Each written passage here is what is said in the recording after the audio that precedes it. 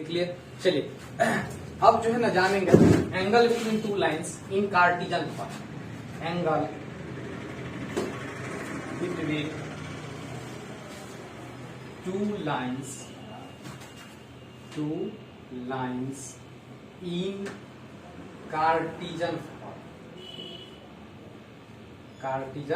Form. इससे पहले हमने वेक्टर फॉर्म के बारे में डिस्कस कर लिया है, तो अब है बारी कार्टिजन फॉर्म। तो अब यहां से समझ लीजिए कि यदि टू लाइंस, ये X axis, Y axis, Z axis, ये है यहां से टू लाइन ओरिजिन 0,0,0। अब यहां से टू लाइंस जो है ना, line A and line B let कर लेते हैं कि ये लाइन ए है ओ ए और ओ बी है लाइन बी। ठीक है, ए बी ये बनेगा और इस दोनों के बीच का जो एंगल है ये थीटा है। थीटा क्या है? दोनों लाइन के बीच का एंगल। ठीक है, L1 इसकी जो है ना, इसकी कोऑर्डिनेट है x1, y1, z1। इसकी कोऑर्डिनेट है x2, y2, z2। ये है इसकी इक्वेशन। इसका जो डायरेक्शन कोसाइन है ये है L1, M1, N1। इसका डायरेक्शन कोसाइन L2, M2 और N2। इसकी जो डिस्टेंस है ओरिजिन से पॉइंट का ये है R1। ठीक है, ये है R1 और इसकी जो दूरी है ये है R। ध्यान से समझिएगा, एक बार फिर समझ लीजिए। फर्स्ट जो लाइन है OA, इसकी कोऑर्डिनेट है x1, y1, z1 और सेकेंड लाइन है OB जिसकी कोऑर्डिनेट है x2, y2, z2। और फर्स्ट लाइन की ओरिजिन से जो डिस्टेंस है वो R1, सेकेंड लाइन की ओरिजिन से जो डिस्टेंस है R2। ठीक है, फर्स्ट लाइन का डायरेक्शन कोसाइन जो है L1, M1, N1। ठीक है, और सेकेंड लाइन का direction cosine L2, M2, N2। अब यदि हम यहां से बात करें तो cos अल्फा लेट कर लेते हैं कि फर्स्ट लाइन जो है ना कितना एंगल बना रही थीटा, तो हम यहां से लिख सकते हैं जो है ना cos अल्फा 1 फर्स्ट लाइन के लिए। तो cos अल्फा 1 इक्वल टू हो जाएगी x1 by R1, x1 by R1। इसी को हम लिख सकते हैं L1 by x1 by R1। तो यहां से x1 की वैल्यू लिखना चाहे तो क्या होगा बोलो? R1 into L1, R1 into L1। इसी तरह सिमिलरली होगा। देखो यहां से लिखना चाहे तो क्या हो जाएगा बोलो? y की वैल्यू क्या हो जाएगी? M1 into R1। n की वैल्यू क्या हो जाएगी? z की वैल्यू बोलो N1 इंटू R1 होगा। सेम इसी तरह x1 की वैल्यू क्या है? L1 into R1। तो y की वैल्यू क्या हो जाएगी? x1 y1 की वैल्यू और z1 की वैल्यू। y1 की वैल्यू हो जाएगी M1 इंटू R1 और z1 की वैल्यू हो जाएगी N1 इंटू R1। अब सेकेंड लाइन के लिए, ये थे फर्स्ट लाइन के लिए। ठीक है, और यहां से सबसे पहले समझ लीजिए कि फर्स्ट लाइन की जो इक्वेशन है ये दिया हुआ है जो है ना, first line x minus x1 by L1, y minus y1 by M1, z minus z1 by N1। Second line x minus x2 by L2, y minus y2 by M2, z minus z2 by N2। ध्यान से समझिए, देखिए ये है Cartesian form of line. ये first line given है और ये सेकेंड लाइन गिवन है। अब यहां से इस फर्स्ट लाइन में ध्यान से हम देखें तो इससे पहले हम कार्टिजन फॉर्म में बताए हुए थे कि जो x1, y1, z1 है जिससे लाइन पास होती है, तो ध्यान से देखोगे तो ए पॉइंट से पास हो रही है लाइन। पहला जो लाइन है किससे पास हो रही है? x1, y1, z1 से। ठीक है, फिर सेकेंड लाइन में देखे तो x2, y2, z2। ठीक है, जिससे लाइन पास होती है, तो सेकेंड लाइन किससे पास हो रही है? x2, y2, z2 से पास हो रही है। अब जो यहाँ पे नीचे में है ये होता है L1, M1 और N1। क्या होता है? L1, M1 और N1। ये कहलाता है direction cosine of first line. यहाँ पे L2, M2, N2 ये कहलाता है direction cosine of second line. ये हम इंडिकेशन पहले से कर चुके थे। अब यहां से ध्यान से समझो, यदि इस x1 की वैल्यू x1 की वैल्यू हमने क्या सॉल्व कर ला, जो है ना कर लिए, बोलो x1 की वैल्यू क्या सॉल्व कर R1 L1 R1, y1 की वैल्यू M1 R1 और Z1 की वैल्यू N1 R1। अब यदि हम सेकेंड लाइन के लिए बात करें तो cos अल्फा 2, ये x एक्सिस के साथ कितना एंगल बनाएगा सेकेंड लाइन, अल्फा 2। ये यदि अल्फा 1 बीटा 1 गामा 1 बना रही है तो ये बनाएगी अल्फा 2 बीटा 2 गामा 2। तो अल्फा 2 बराबर क्या हो जाएगा, बोलो x2 बाई R2 होगा, बोलो। तो यहां से cos अल्फा 2 का वैल्यू हो जाएगा L2 equal to x2 by R2। तो यहां से हम फिर क्या लिख सकते हैं, बोलो x2 का वैल्यू हो जाएगा L2 R2।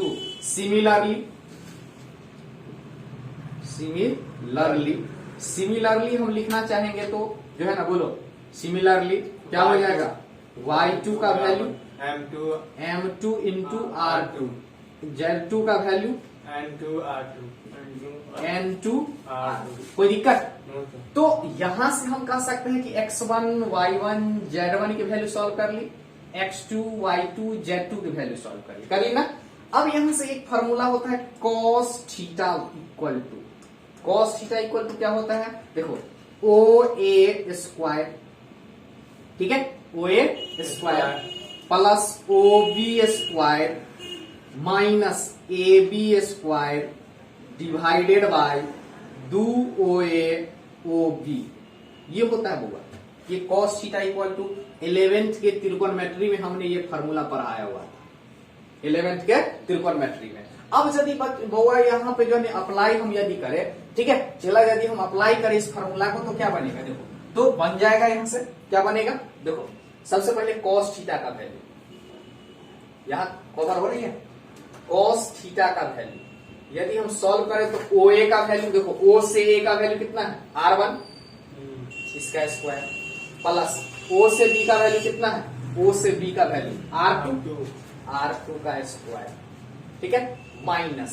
अब बाबू देखो ध्यान से, अब A से B का डिस्टेंस, A से B का डिस्टेंस, तो A से B का डिस्टेंस क्या हो जाएगा, बोलो A से B का डिस्टेंस, इसका स्क्वायर है, इसका क्या है स्क्वायर। तो A से B का डिस्टेंस क्या हो जाएगा, root under x2 final minus initial, x2 minus x1 whole square, y2 minus y1 whole square, ठीक है, देखो ध्यान से, प्लस z2 माइनस z1 का होल स्क्वायर, ये होगा, बोलो हाँ या ना, z2 माइनस z1 का होल स्क्वायर, इसका होल स्क्वायर होगा, और डिवाइडेड बाय 2 R1। OA का वैल्यू देखो, OA का वैल्यू क्या है R1 और OB का वैल्यू कितना है R2, ये हो जाएगा। इसको यदि हम सॉल्व करेंगे तो यहां से क्या मिलेगा हमें, R1 स्क्वायर, R1 का होल स्क्वायर प्लस बोलो R2 का होल स्क्वायर, ठीक है। अब देखो ध्यान से, स्क्वायर से रूट कैंसिल हो जाएगी, स्क्वायर से क्या हो जाएगी, देखो स्क्वायर से root cancel, x2 minus x1, तो x2 की वैल्यू कितनी है, x2 की वैल्यू देखो यहां से L2 R2, x1 की वैल्यू L1 R1। यदि हम वैल्यू रख दे तो ये क्या हो जाएगी, x2 मतलब बोलो L2 R2 minus L1 R1 का होल स्क्वायर, ठीक है, प्लस बोलो इसका वैल्यू, बोलो ना यहाँ से M2 R2 minus M1 R1 इसका होल स्क्वायर प्लस बोलो N2 R2, ठीक है, माइनस N1 R1 इसका होल स्क्वायर, ठीक है, डिवाइडेड बाय बोलो 2R1 R2। ये cos थीटा का वैल्यू है, किसका वैल्यू है, cos थीटा का, ठीक है, ये वैल्यू किसका होता है, cos थीटा का। अब ध्यान से यदि हम समझे, इसको सॉल्व करने के बाद बनेगा cos थीटा इक्वल टू बन जाएगा L1 L2 plus M1 M2 plus N1 N2, ठीक है, ये बन जाएगा cos थीटा का वैल्यू। ये क्या बनेगा, cos थीटा का वैल्यू, वेयर जहां पे L1 M1 and N1 are DCS of first line, or L2, M2 and N2 are DCS of second line. DCS of क्या है? Second lines. ठीक है। तो यदि हमें क्या दिया हो, बोलो, यदि हमें direction cosine of first line और सेकेंड लाइन दी हुई है, डायरेक्शन कोसाइन फर्स्ट लाइन का क्या है? L1, M1 और N1 जो नीचे की तरफ होता है। ठीक है। सेकेंड लाइन की L2, M2 और N2 ये यदि दी हुई है तो cos थीटा का वैल्यू होता है L1, L2, M1, M2, N1, N2। ठीक है। अब इसमें जो है ना केस, इसके केस के ऊपर हम डिपेंड क्या कर दे, इसके केस के ऊपर यदि हम बात करें तो यदि फर्स्ट केस होता है इफ लाइन्स आर जो है ना, इफ लाइन्स आर परपेंडिकुलर, यदि लाइन्स परपेंडिकुलर होता है तो थीटा का वैल्यू कितना? 90 डिग्री। तब यहां से होता है L1, L2 plus M1, M2 plus N1, N2 equal to 0। क्या होता है? L1, L2, M1, M2, N1, N2 equal to 0। Second case होती है इफ लाइन्स आर पैरेलल, तो थीटा का वैल्यू हो जाएगा 0 डिग्री और 180 डिग्री। तो यहां से होती है L1 by L2, M1 by M2 और N1 बाई N2। ये होता है जो है ना जब पैरेलल होती है दोनों लाइन। क्या होती है? लाइन्स आर पैरेलल, तब ये केस होती है। ठीक है। तब क्या होती है? ये केस होती है। आइए जो है ना इस पे आधारित एक क्वेश्चन करते हैं जो है ना।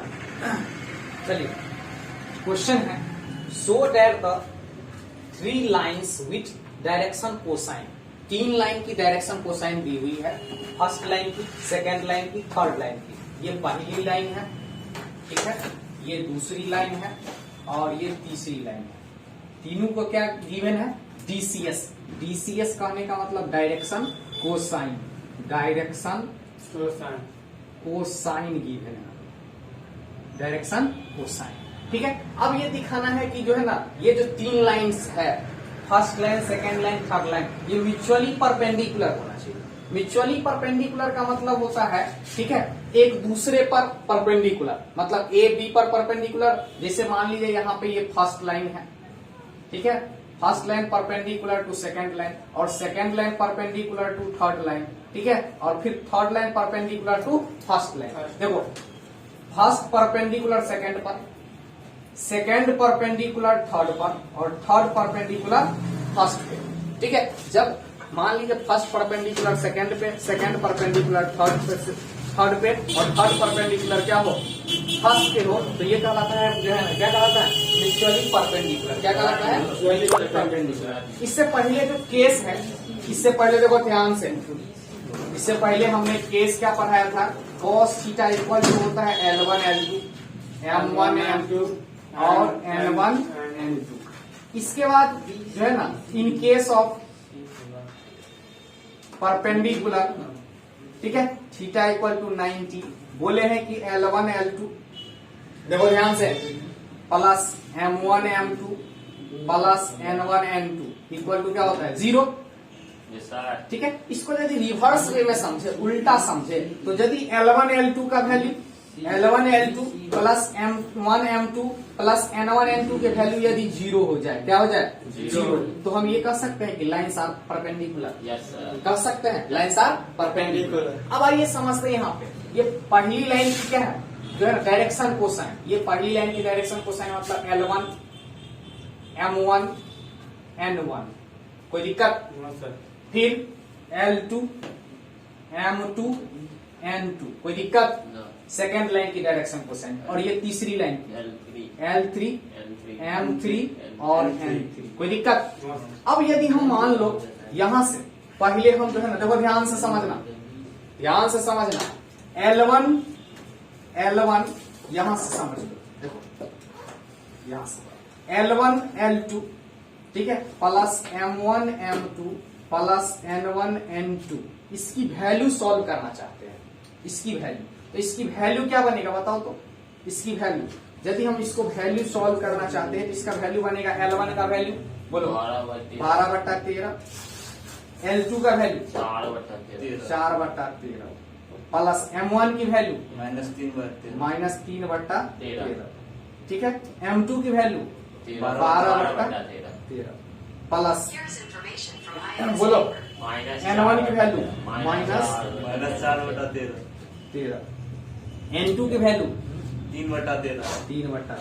तो इसका वैल्यू क्या बनेगा बोलो 48/169, इसका बनेगा 36/169, इसका बनेगा 12/169। सब मिलाकर के क्या हो जाएगा 0। अब यदि 0 हो रही है इसका मतलब क्या हो जाएगा बोलो, इसका मतलब L1 is perpendicular to L2। इसका मतलब क्या हो जाएगा L1 is perpendicular to L2।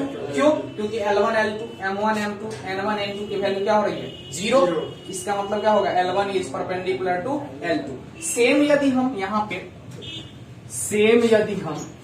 पे सॉल्व करें जो है ना L2 L3 plus M2 M3 plus N2 N3, इसकी वैल्यू सॉल्व करें, इसका वैल्यू सॉल्व करें तो क्या बनेगा बोलो, यहाँ से L2 का वैल्यू 4/13, L3 का वैल्यू 3/13, लिखाओ जल्दी। M2 का वैल्यू 12/13, हाँ M2 का वैल्यू 12/13, माइनस M2 का वैल्यू ना, M2 का वैल्यू 12/13, M3 का वैल्यू M3 का वैल्यू -4/13, फिर लिखाना है N2 का वैल्यू 3/13 इंटू बोलो N3 का वैल्यू 12/13। अब यहाँ से देखो 12 या 36/169 बोलो माइनस 12/36/169, ठीक है। 12×4 = 48/169, सर 4 3 या 2 वाले वो नीचे में ना वो होगा सर 12, ठीक है, सही बोल रहे, क्या हो जाएगा 4×12, ठीक है, बट्टा 169, 12×4 = 48/169 और 12×36/169, ठीक है। इसको भी सॉल्व करेंगे तो 48/169 माइनस 48/169 मतलब 0। इसका मतलब क्या होगा L2 L3 plus M2 M3 plus N2 N3 equal to 0। इसका मतलब क्या हो जाएगा second line perpendicular to third line, क्या हो जाएगा second line L2 is perpendicular to L3, क्या हो जाएगा L2 is perpendicular to L3। अब इसके बाद नेक्स्ट एंड अब सॉल्व करें क्या हो जाएगा बोलो L3 L1 plus M3 M1 plus N3 N1, ठीक है। इसका वैल्यू सॉल्व करें, बताओ इसका L3 का वैल्यू 3/13, L1 का वैल्यू 12/13 प्लस बोलो M3 का वैल्यू -4/13 बोलो M1 का वैल्यू -3/13, ठीक है, प्लस M3 का वैल्यू 12/13 और इसका N1 का वैल्यू -4/13। बताओ क्या हो जाएगा 12×36/169, 4×12/169 बोलो 12×4 = 48/169, क्या हो जाएगा 36 और 12 48/169 माइनस 48/169 मतलब 0। इसका मतलब क्या हो जाएगा बोलो L3 L1 plus M3 M1 plus N3 N1 equal to 0। इसका मतलब बोलो L3 is perpendicular to L1, so L1 L2 and L3 are बोलो म्यूचुअली परपेंडिकुलर,